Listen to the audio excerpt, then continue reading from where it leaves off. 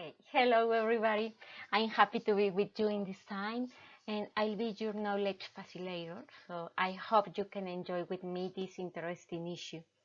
Well, this morning or this afternoon, that depends, I'm going to give an overview of equality situations and peace and construction. This subject allows us to understand how the equality gender is necessary to build peace and transfer as a transfer axis. So to start, let me change. Okay, all right. To start, we will talk about Mexican gender situation. Therefore, we must understand four important concepts: discrimination, inequality, stigma, and prejudice. Next, I'll talk about equality principles and the difficulties in achieving them. After that, I'm going to talk about peace building. And finally, we talk about gender and peace studies. And before concluding, well known the challenges to transform our reality. So, are you ready? Okay, let's continue. Voila. Okay, talk about the Mexican situation. Well, it's impossible, don't think, in the ideal of Mexican man and Mexican woman. The macho mexicano is a prototype constructed after Mexican Revolution. The cinema helps to promote this kind of man, as we can see in the photo. So, did you recognize who is there? Yes, of course, he's Pedro Infante. He's one of the actors who plays the role of Mexican macho. But the issue of gender in Mexico, it's not a romantic movie. Conversely, show us a panoramic photo with many problems in our political agenda. For example, wage gap, wage gap, and we cannot give clearly rate, but we can find a difference with 6 to 40% between men and women. Glass ceilings. This is one of the most difficult problems to disarticulate. And women have all kind of home and care activities and concentrate the activities of the service sector. In workspaces, we can find a big harassment issue, and women had more than 10% illiteracy compared to men. One of each 5 men go to university. In contrast, women are one of each 16.7, more or less. Well, to continue, okay, to continue is necessary know the woman's situation in violence terms. The situation of violence, we can find many kind of them. For example, street harassment, domestic violence, political violence, workplace violence, obstetric violence, institutional violence, and 66% of women in this country have experienced some kind of aggression. For example, economic, verbal, emotional, and physical. So official data for 2019, more or less, 10 women are murdered a day in Mexico. That is 10.34% 34 death a day. Women are the most victim of sexual crimes and violence committed by women partners or for former partners in very large for than the 80% of the cases. Ricardo Bucio, I don't know if you know him, but he's the head of the National System for the Protection of Children and Adolescents, and he mentioned that 75% of the injuries suffered by girls and boys occur at home, most of them at the hands of their relatives. There is an increase in crimes against women, girls and boys, and there are more calls to 911 and more cases reaching the Child Protection Office. From February to March 2020, the number of family violence investigation folders increased by 13%. 13%, and 911 calls for sexual abuse increased by 16, almost 17%. The problem is that it's not only the data. There are no reliable statistics. We don't know how many feminicides there are because of the way the investigation folders are opened and the convictions for feminicides. Sorry. Well, this bring me to the end of my first point.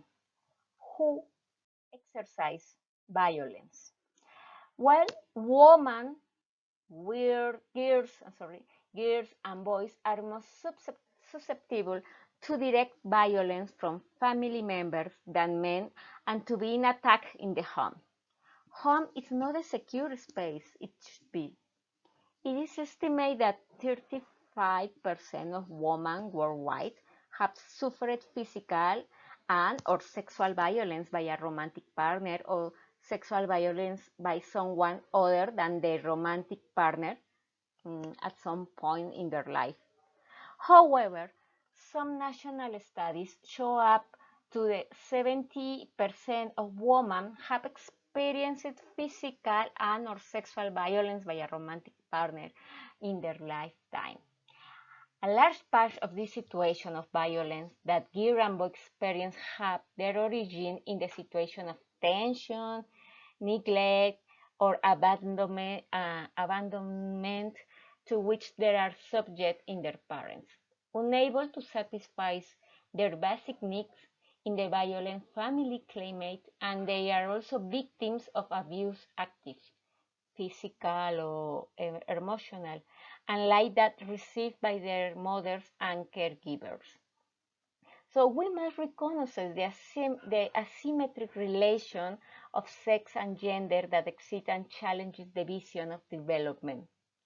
There is a real gap between normative discourse and everyday interaction that reproduce gender inequality. Okay, let's continue. And now moving on to 4 important concepts we must attend. We can find inequality, discrimination, stigmas, and prejudice.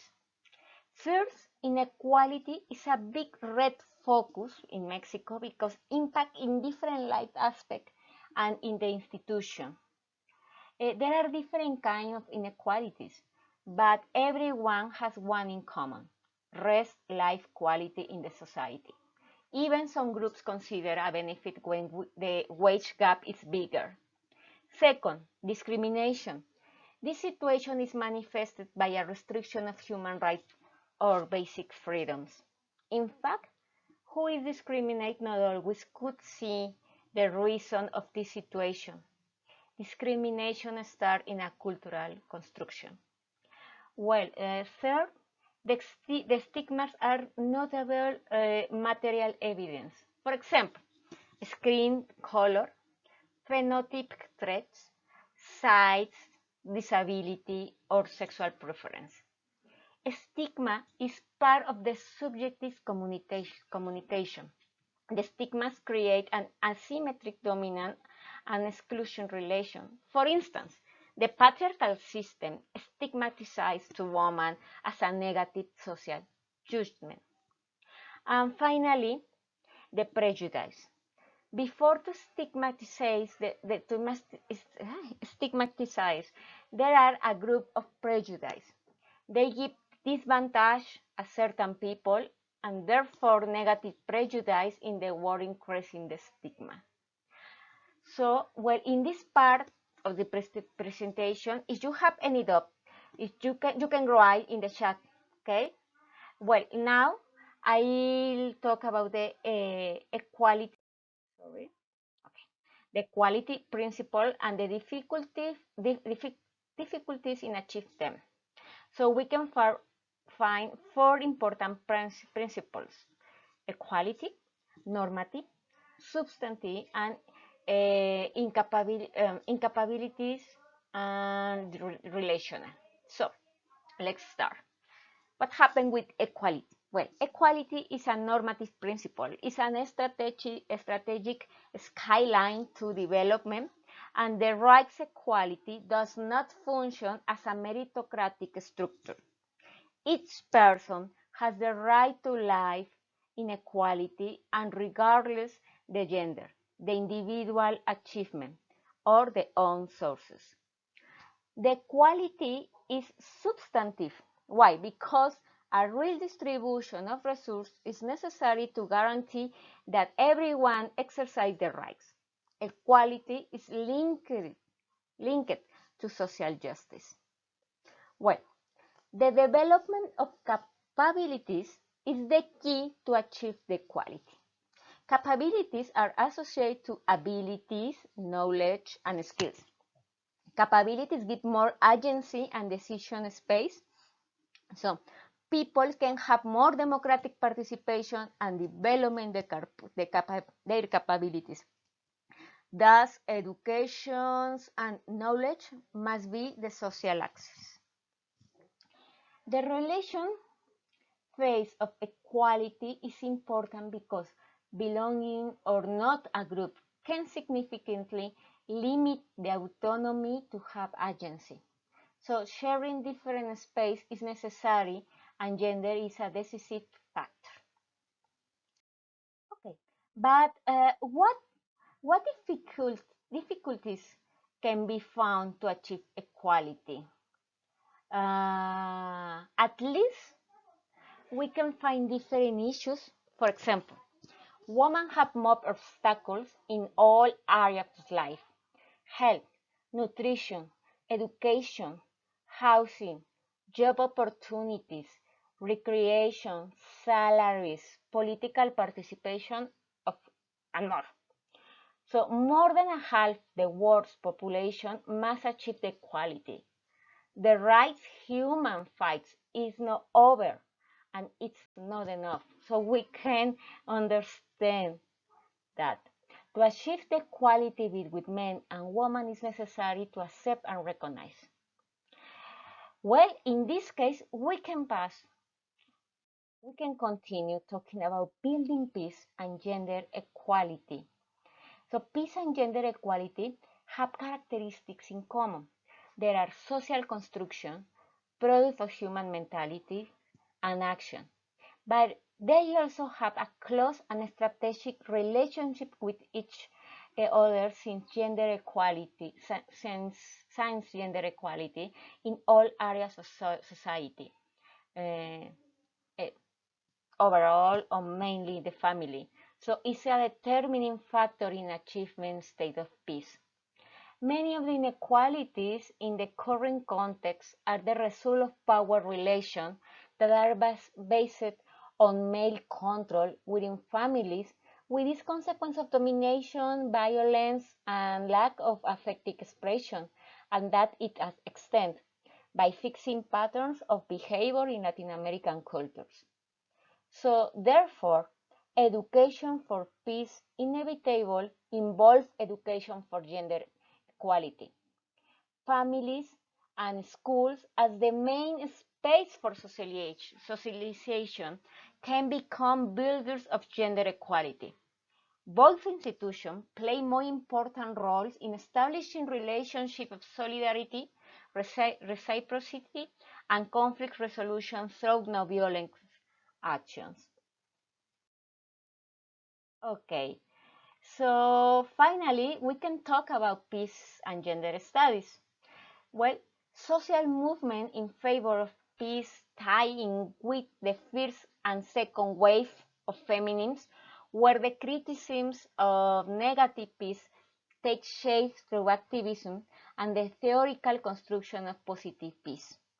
Peace is no longer just the end of war of violence, but is intertwined with the search for respect, equality, and social justice. The movement of the 60s and 70s, based on the demand for rights and social protection, sought to make cultural and structural violence visible.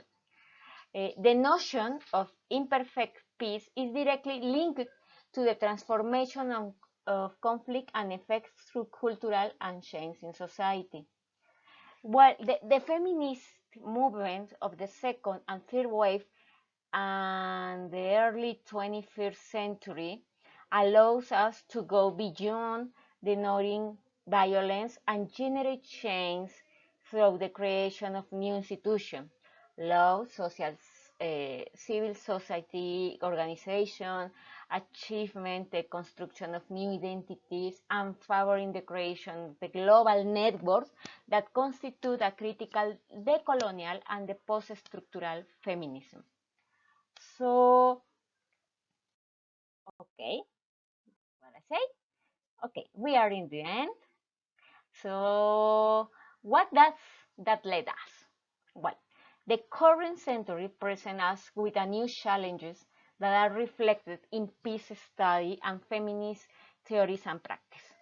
The situation of sustainability, environmental and social cultural conflicts directly affect women. The peace building, known as the hybridization phase, addresses vulnerable, sustainable, and resilient peace, which is observed in the feminist movement of the 21st century. The feminist movement aims to eliminate the suffering generated. So feminism leads to rethinking good living and well-being and happiness. For social transformation, for peace, implies action. So which is not exempt for action from the actors that maintain the normalized system. So what change do you find to transform reality?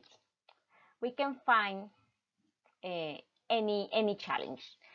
For example, conflict resolution in situations of power disparity, address gender-based violence, recognize the family crisis in the new vision of the motherhood, deconstruct patriarchal masculinity. This is so important and we have to work on it, and have a better relationship with other gender and peace movement. So that's all. And so thank you for being such attentive audience. And if you have any question, please address your question in the chat on our Canvas space, and I'll respond you as soon as possible. So have a nice day. I'm so happy to be with you. Bye bye.